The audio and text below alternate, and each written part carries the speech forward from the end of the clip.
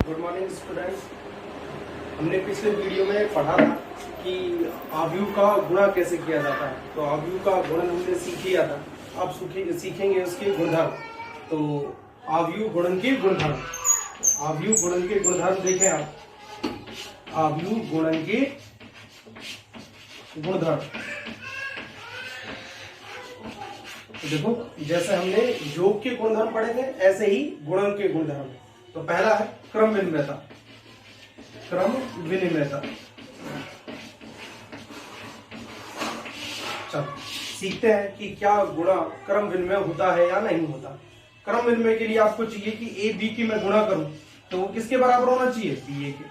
तो A B की गुणा बी ए के बराबर आए तो वो क्या कहलाएगा, क्रम विनिमय। लेकिन ये सभी आव्यूह के गुणा के लिए संभव नहीं। फॉर एग्जाम्पल, अगर एक आव्यूह है ना ए 2/3 का है और बी है हमारा 3/1 का, तो ये गुणा हो जाएगी, संभव है। गुणा का नियम बताया था ना आपको कि पहले आव्यूह के स्तंभ दूसरे आव्यूह की पंक्ति बराबर हो तो गुणा संभव है। तो अब यहाँ गुणा तो संभव है ना। लेकिन जब मैं बी की ए से गुणा करता हूं तो बी का क्रम कितना है, 3x1 और ए का क्रम कितना है, 2x3। तो अब क्या इनकी गुणा संभव है? इसका मतलब ए बी की तो गुणा संभव है लेकिन बी ए की गुणा संभव नहीं है। अब जब गुणा ही संभव नहीं है तो ये बराबर कैसे आएंगे? तो इसका मतलब ये हुआ कि जो जितने भी आव्यूह आपको दे रखे हैं उन सभी का गुणा क्रम विनिमय नियम का पालन नहीं करता। देखो ए बी किसके बराबर नहीं होता, बी ए के। अब ऐसा भी जरूरी नहीं कि ए बी की गुणा कर दी तो बी ए की गुणा होती नहीं, हो भी सकती है। जैसे ए हो 2/2 का, बी भी 2/2 का, तो चाहे ए को बी से गुणा करो चाहे बी को ए से गुणा करो, गुणा तो संभव हो जाएगी। परंतु ए बी किसके बराबर नहीं आएगा, बी ए के। हाँ, कुछ विशेष परिस्थितियों में ए बी और बी ए बराबर आ सकते हैं। तो ए बी और बी ए किसी विशेष परिस्थिति में ही बराबर आते हैं। इसलिए आप ये कह सकते हैं कि आव्यूह का गुणा क्रम विनिमय नियम का पालन नहीं करता। नेक्स्ट, साचार्य। साहचर्यता, चलो साहचर्यता के बारे में देखते हैं। तो साहचर्यता के लिए आपको 3 आव्यूह लेके चलने पड़ेंगे। नंबर 1 ए और 2 ले लिए बी और सी। तो ए की गुणा बी सी से की बराबर होना चाहिए ए बी इंटू में सी। अगर ये सही है तो हम कहेंगे कि आव्यूह का गुणा साचार्य नियम का पालन करता है। तो देखो ए बी सी, अगर 3 आव्यूह का गुणन, ठीक है, पॉसिबल हो, संभव हो, तो आप उसे किसी भी तरह से गुणा करें सब बराबर आता है। इसका मतलब ये हुआ कि आव्यूह का गुणन साचार्य नियम का पालन करता है। समझ में आया? ए बी सी अगर गुणा संभव हो, तो ए बी सी की गुणा संभव हो तो आप पहले बी सी को गुणा करके फिर ए को कर लें, या ए बी को गुणा करके फिर सी से कर लें। समझ में आया? आप किसी भी तरह से गुणा कर सकते हैं अगर यदि संभव हो, ठीक है ना। तो साचार्य नियम का पालन करेगा। नेक्स्ट, तत्समकता। तत्समक आव्यूह, तत्समक। अब गुणा के लिए तत्समक पढ़ रहे हैं इसलिए गुणन तत्समक लिख सकते हो, ठीक है। तत्समक आव्यूह, चल मैंने मान लिया कि मेरे पास आव्यूह कैपिटल ए है, इसे मैं किससे गुणा करूं कि वापस से कैपिटल ए ही आपको प्राप्त हो जाए? किससे गुणा करना है?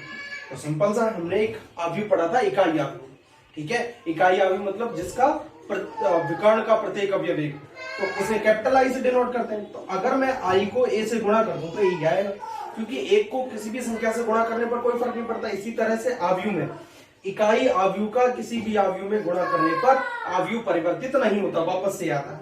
इसका मतलब ये हुआ कि ये जो आई है वो आव्यूह ए का तत्समक आव्यूह कहलाएगा, इसीलिए इसे तत्समक आव्यूह कहते हैं, इकाई तत्समक आव्यूह।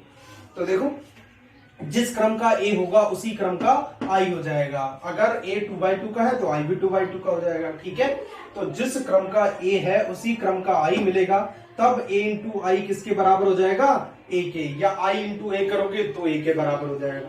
तो इस आई को, इकाई आव्यूह को गुणा के लिए तत्समक आव्यूह कहा जाता है, ठीक है। लास्ट, प्रतिलोम आव्यूह। वैसे हम प्रतिलोम आव्यूह की तो पूरी की पूरी प्रश्नावली पढ़ने वाले हैं, लेकिन फिर भी यहाँ थोड़ा बहुत समझ लेते हैं कि ये प्रतिलोम आव्यूह क्या है। तो देखो, प्रतिलोम आव्यूह,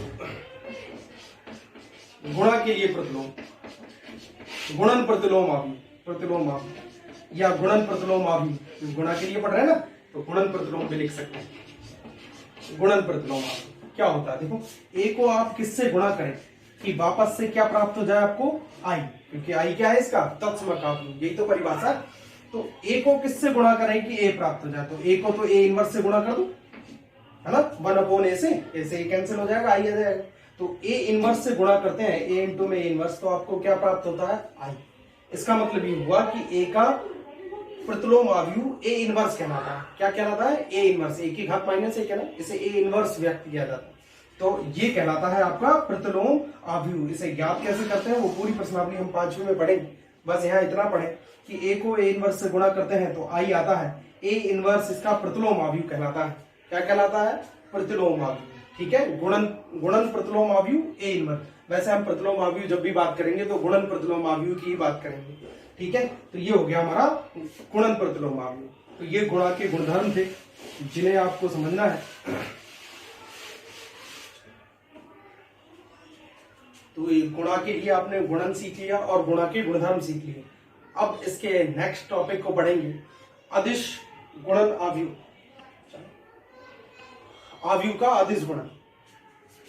तो देखो, अगर आप किसी भी अवयव को अदिश संख्या से गुणा करें तो क्या प्राप्त होने वाला है, ये सीखना है।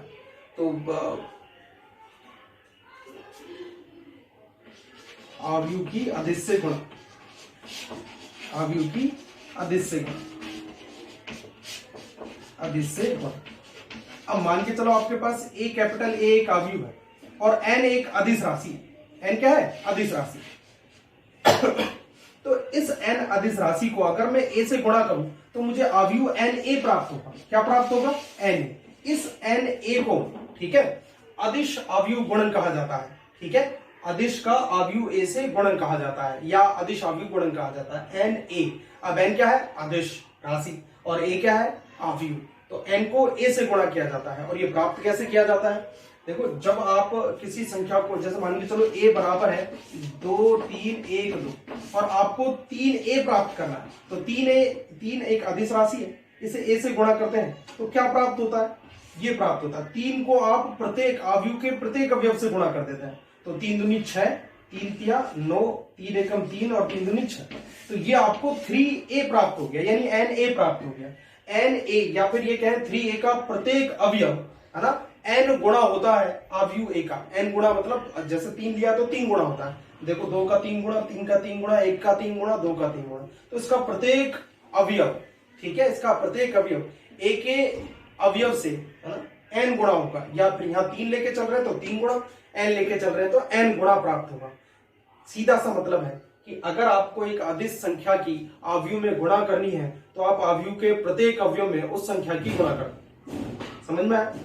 अगर आपको माइनस, जैसे मान के चलो माइनस ए ज्ञात करना है, तो फिर माइनस ए का मतलब क्या हुआ, माइनस 1 की गुणा आपको अवयव ए के प्रत्येक अवयव के साथ कर देंगे। समझ में आया? तो माइनस ए की गुणा प्रत्येक अवयव के साथ कर देंगे। चलो इसके गुणधर्म पढ़ते हैं कि अदिश, है ना, कि अगर मैं अवयव से गुणा करूं तो उसके क्या गुणधर्म है।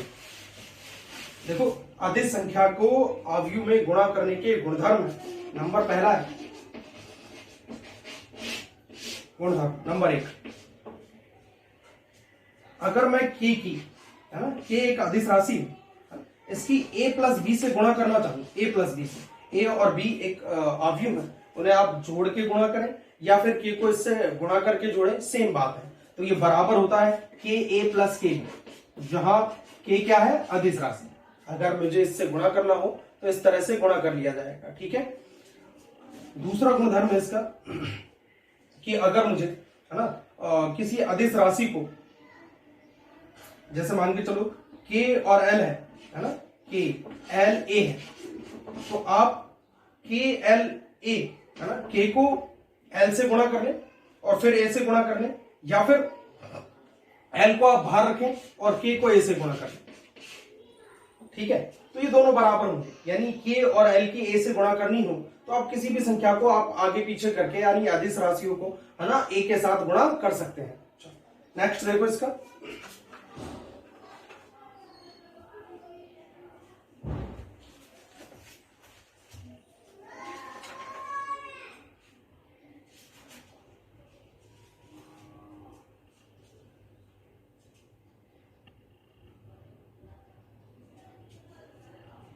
अगला गुणधर्म है इसका k प्लस एल। अगर मैं k और l की a के साथ गुणा करूं, a के साथ, तो फिर हमें प्राप्त होगा k a plus L A.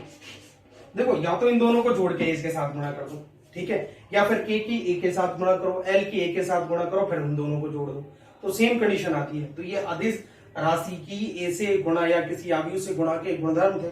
अभी मैंने एक समझाया था कि अगर मुझे माइनस एक्स की, है ना, a से गुणा करनी पड़े तो हमें क्या प्राप्त हो जाएगा, माइनस का a प्राप्त हो जाएगा, ठीक है। तो ये तो सिंपल सा है कि अगर माइनस a को a से गुणा करोगे तो सब क्या हो जाएगा, माइनस से गुणा। तो ये अदिश राशियों की अवयव से गुणा थी, एक गुणधर्म है उसके, ध्यान से देखो।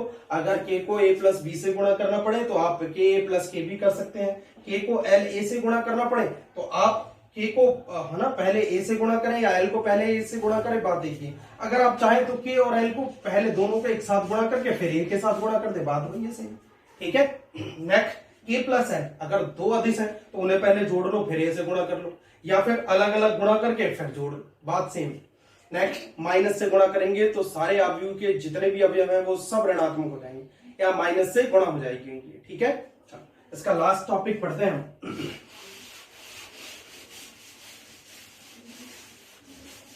लास्ट टॉपिक पढ़ेंगे फिर इसके सवाल करके देखेंगे, है ना। सवाल आसान है, इतने मुश्किल है नहीं। तो देखो इसका हमने ये सब चीजें पढ़ ली है ना, शून्य के भाजक, सचार रहता तत्समक पंटन।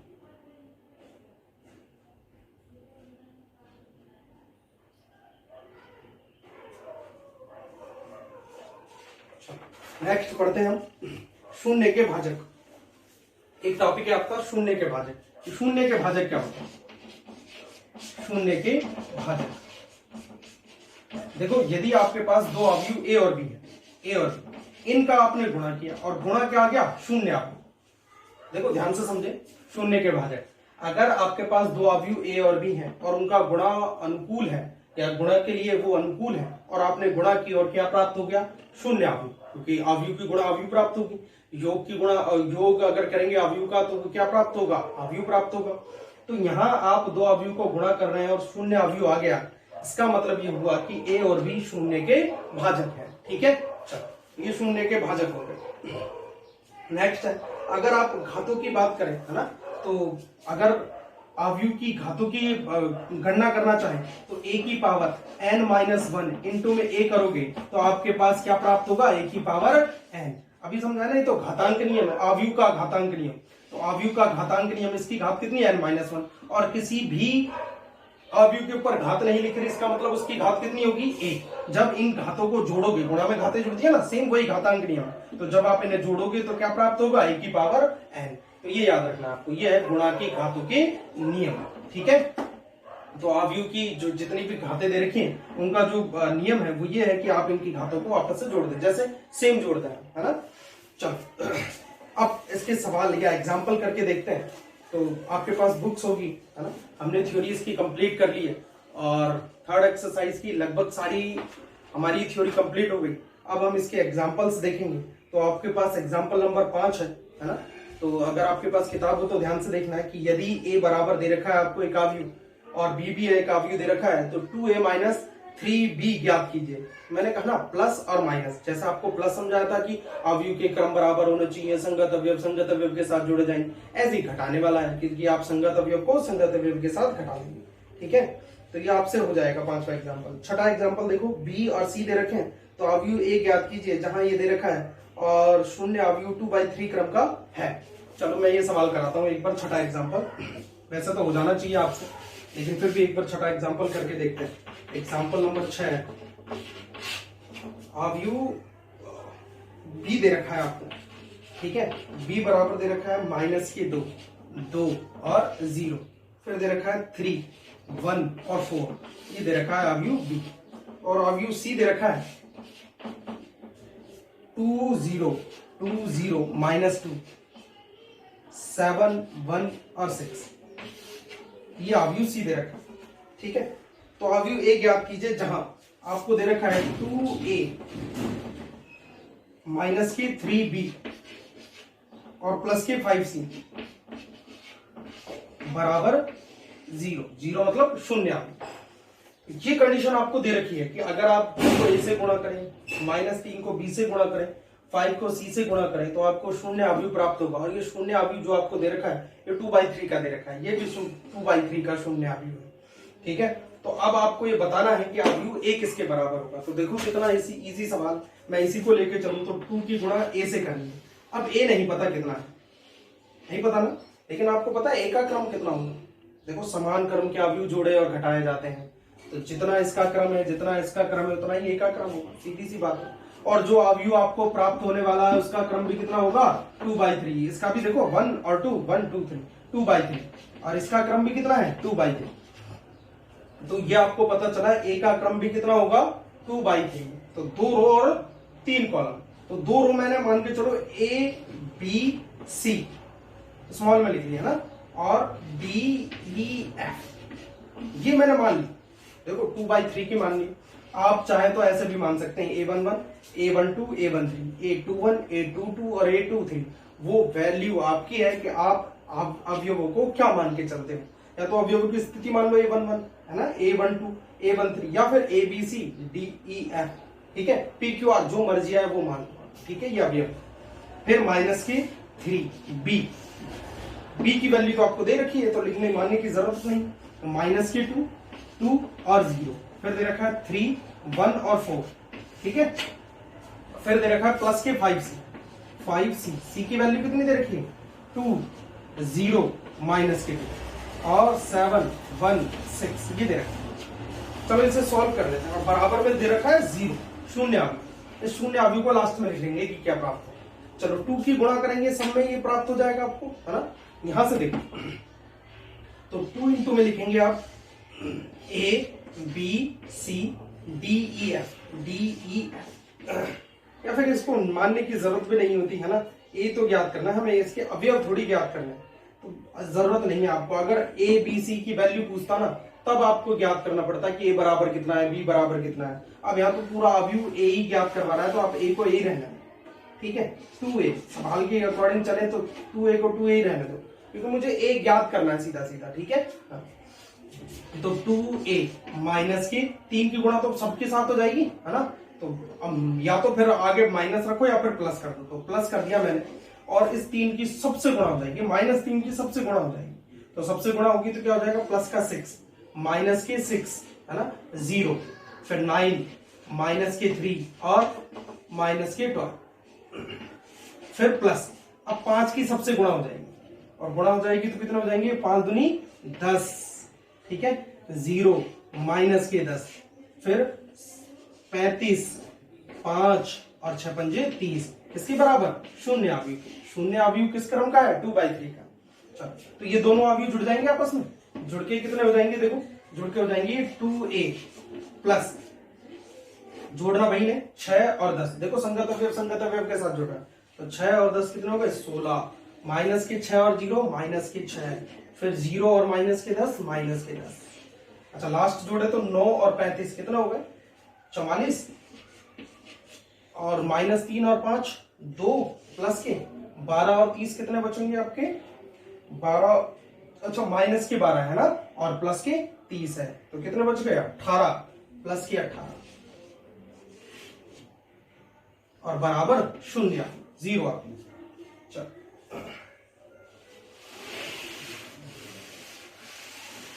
देखो क्या मिलेगा आपको 2a है ना, प्लस के कितने बच गए थे 16, माइनस के 6 और माइनस के 10, फिर आपके मिलेंगे 44, 2 और 80 इक्वल टू 0। ठीक है, अब क्या करना है, अब आपको ये जो अवयव है इसको पक्षांतरण कर लेना है उधर की तरफ, है ना। तो 0 में से आप किसी को भी घटाएंगे तो शून्य अवयव है आपका, ये शून्य अवयव क्या है 0 0 0 0 0 और 0। चलो ऐसे कर लिया। तो जब आप इसे सॉल्व और ज्यादा करेंगे तो आपको क्या प्राप्त होगा, ये इधर चला जाएगा माइनस का हो जाएगा, तो 2a बराबर आपके प्राप्त होगा माइनस के 16, माइनस 6, माइनस 10, फिर 44, 2 और 18। अब 2 का भाग लगा दे तो 2 का भाग लगाएंगे, ए बराबर आ जाएगा माइनस के 1/2 और 16 माइनस के 6 माइनस के 10, फिर 44 2 और 18। ये आपका ए आ गया। आप इसे और सॉल्व करके लिखना चाहें तो एक और तरीका है कि माइनस से सबको गुणा कर ले और 1/2 की गुणा कर दे। पूरे में गुणा करेंगे तो ये कितना आएगा माइनस का 8 और ये माइनस माइनस प्लस हो जाएगा 3, ये हो जाएगा प्लस के 5, ये हो जाएंगे माइनस के 22 और ये हो जाएंगे प्लस माइनस का 1 और ये हो जाएंगे माइनस के 9। तो ये 2/3 का ही आव्यूह ए प्राप्त होगा आपको, है ना। ए बराबर मिल गया माइनस के 8 3 5, ठीक है, और माइनस के 22 माइनस का 1 और माइनस के 9। तो आप इसे और ज्यादा आसान कर सकते हैं जब आप इसे सॉल्व करेंगे, है ना। मैंने थोड़ा बड़ा इसलिए कर लिया ताकि आपको अच्छे से समझ में आ जाए कि किस आव्यूह को किस तरह से घटाया जा रहा है और जोड़ा जा रहा है, ठीक है। समझ में आया तो कैलकुलेशन है, आसान है। नेक्स्ट 7वां एग्जाम्पल है, ए बी और बी ए अथवा दोनों जिनके भी अस्तित्व हो ज्ञात कीजिए। ये भी आप कर लेंगे आराम से। एक्स के किन मानों के लिए आव्यूह, है ना। 8वां इंपॉर्टेंट सवाल है, 8वां करके देखते हैं, है ना। एक्स की वैल्यू निकालनी है तो ये भी थोड़ा सा बड़ा सवाल है, हालांकि इसमें से 3 नंबर की प्रश्नावली है ना, इतना बड़ा सवाल आएगा नहीं, लेकिन फिर भी इसके एग्जाम्पल आप करके देखें। चलो एक एग्जाम्पल और करा देता हूं, 8वां एग्जाम्पल देखें आप।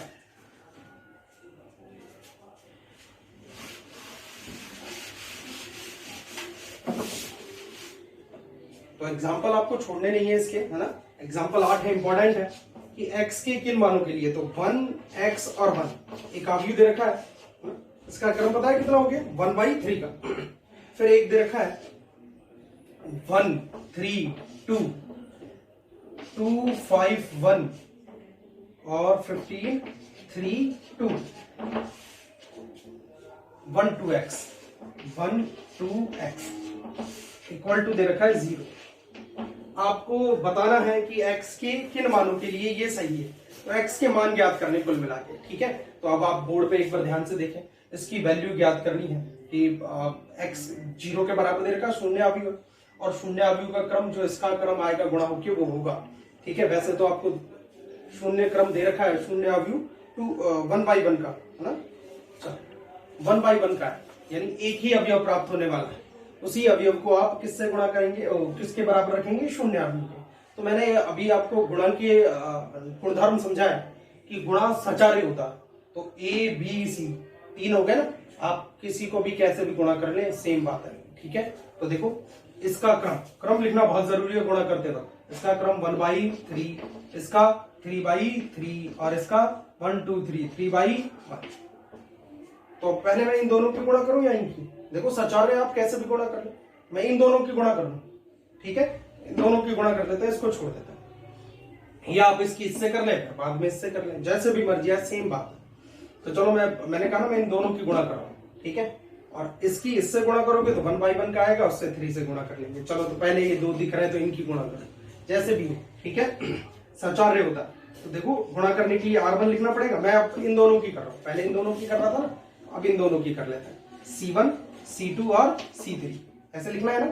चलो तो R1 की गुणा किससे होगी, C1 से। रो की कॉलम के साथ गुणा होती है, कितने अवयव है रो में 3, कॉलम में कितने हैं 3, तो प्रत्येक अवयव की प्रत्येक अवयव से गुणा होगी और बीच में किस चीज का चिन्ह आएगा, प्लस का। जिसको गुणा नहीं आती वो एक बार बोर्ड पे वापस से देखेंगे। तो 1 की गुणा 1 से करेंगे कितना आएगा 1, प्लस के 1 की गुणा किससे करेंगे, तो x की गुणा 2 से, तो कितना आएगा 2x, फिर प्लस 1 की गुणा 15 से करेंगे तो कितना आएगा 15। अच्छा जब 1/3 की 3/3 से करते हैं तो 3 से 3 कट जाएगा, 1/3 का आएगा, ठीक है। तो 1/3 का आएगा, एक पंक्ति आएगी 3 स्तंभ आएंगे, तो पहले रो की पहले कॉलम से हो गई। अब पहले रो की किससे करेंगे, दूसरे कॉलम से करो, तो 1 की गुणा 3 से करेंगे कितना आएगा 3, प्लस 5 की गुणा x से करेंगे कितना आएगा 5x, और प्लस 3 एकम 3 आएगा, ठीक है। लास्ट रो की C3 से गुणा होगी, तो 1 की 2 से करो कितनी होगी 2, x की 1 से करो कितनी होगी x, और प्लस 2 की 1 से करो 2।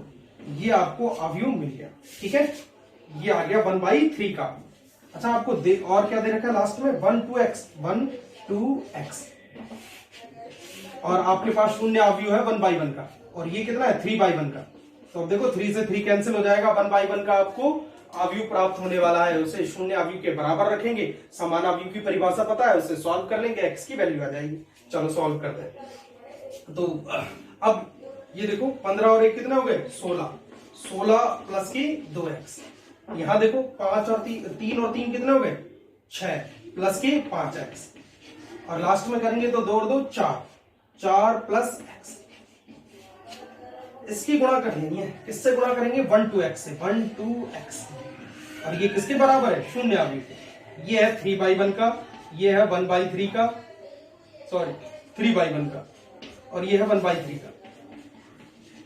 ठीक है, एक पंक्ति है 3 स्तंभ है, और इसमें 3 स्तंभ है, तो 3 पंक्तियां हैं 1 स्तंभ है, तो 1 क्रॉस 3, 3 क्रॉस 1, 3 से 3 कैंसिल हो गया, 1/1 का एक अवयव प्राप्त होगा। यानी R1 को केवल और केवल C1 से गुणा करना है। ठीक है, करें गुणा, R1 को C1 से गुणा करना है, तो पहले अवयव की 1 से गुणा करो, सेम आएगा 16 प्लस 2x, फिर बीच में क्या लगाएंगे प्लस। अब 6 प्लस 5x को 2 से गुणा करो, तो 6 दूनी कितने हो गए 12, और 5 दूनी कितने हो गए 10x, हो गया ना 2 से गुणा। 4 प्लस x किससे गुणा करेंगे x से, तो करो कितना आएगा प्लस के 4x और प्लस के x स्क्वायर। ठीक है, और ये ब्रैकेट बंद और शून्य अवयव। अब देखो शून्य अवयव 1/1 का है, और ये भी 1/1 का अवयव, तो दो अवयव समान अवयव दे रखे हैं, और समान अवयव होते हैं तो संगत अवयव के बराबर होना चाहिए। मतलब जो भी अवयव आएगा वो शून्य अवयव के अवयव शून्य के बराबर होगा। ठीक है, देखो शून्य अवयव को मैंने कैपिटल 0 से डिनोट कर रखा है, तो अब जब मैं अवयव लिखूंगा तो 0 लिख दूंगा। ठीक है, आप चाहे तो इसे ऐसे लिख सकते हैं, क्योंकि अवयव है ना, ऐसे लिख सकते हैं। तो अब ये कितना आएगा 16 12, ठीक है, बस यही है हमारे पास, है ना 16 और 12 ही। चलो पहले एक्स स्क्वायर लिख लेता हूं, एक्स स्क्वायर प्लस के कितने एक्स 10 और 4 14 और 2 16x। ठीक है, और कितने बचेंगे आपके पास 16 और 12 कितने हो गए 28, प्लस के 28 बराबर कितना आ गए 0। अब ये द्विघात समीकरण बन गई ना द्विघात समीकरण, एक्स स्क्वायर प्लस के 16x प्लस 28 बराबर 0। मतलब आपकी x की जो वैल्यू है वो 2 प्राप्त होगी। कौन कौन सी होंगी द्विघात समीकरण, आप इसे गुणनखंड विधि से हल कर लें, धराचार्य लगाएंगे तो ज्यादा बड़ी हो जाएगी। देखो गुणन करके देखो, गुणनखंड हो जाने चाहिए, है ना 28 है ना, जोड़ने पर कितने आने चाहिए 16, और गुणा करने पर 28।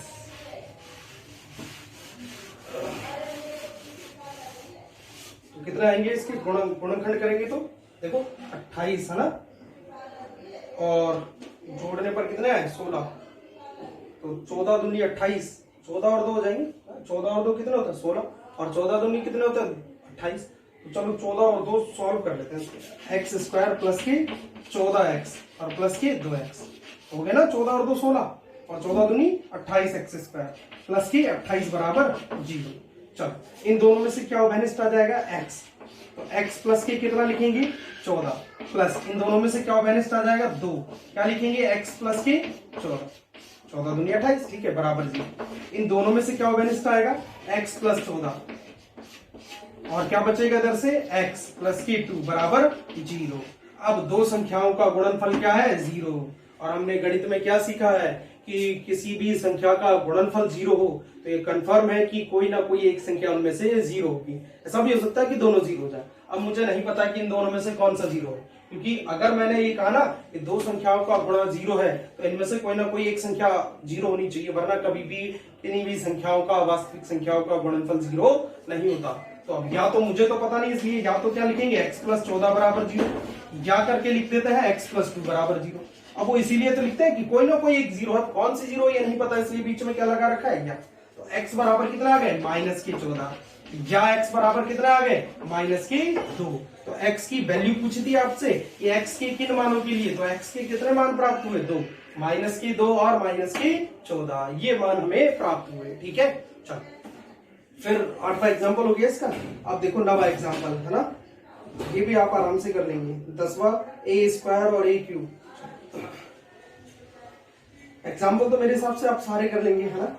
एक एग्जाम्पल 10 है तो ए स्क्वायर निकालना हो, जैसे मैंने एक ही घाते बताया था ना, तो ए स्क्वायर का मतलब कितना हो गया, घाते अलग अलग कर लो, ए इंटू में ए, घाते जुड़ती है ना, तो ए को ए से गुणा करोगे ए स्क्वायर आएगा। ए क्यूब कब आएगा, जब आप ए स्क्वायर को ए से गुणा करोगे, 2 घात और 1 घात 3 घात, या 3 ए लेके चल लो, फिर 1 ए 2 ए 3 ए, तीनों का मतलब सेम। तो 10वें एग्जाम्पल में जब आपसे ए स्क्वायर या ए क्यूब निकालना हो तो आप इस तरह से निकाल सकते हैं। ठीक है, तो आपसे ये एग्जाम्पल सारे हो जाने हैं। अब इसकी एक्सरसाइज 3.2 करेंगे, है ना। ये इंपॉर्टेंट एक्सरसाइज है, इंपॉर्टेंट इसलिए मैंने कहा ना कि कोई ना कोई एक सवाल आपको इसमें से मिल सकता है। तो आसान आसान से सवाल है, हम धीरे धीरे करके एक एक करेंगे, है ना। तो इतना आपने एग्जाम्पल तक पढ़ लेना। इसके बाद नेक्स्ट वीडियो में हम इसके सवाल करेंगे 3.2 के और इसे खत्म करेंगे, ठीक है। चलो, ओके, थैंक यू।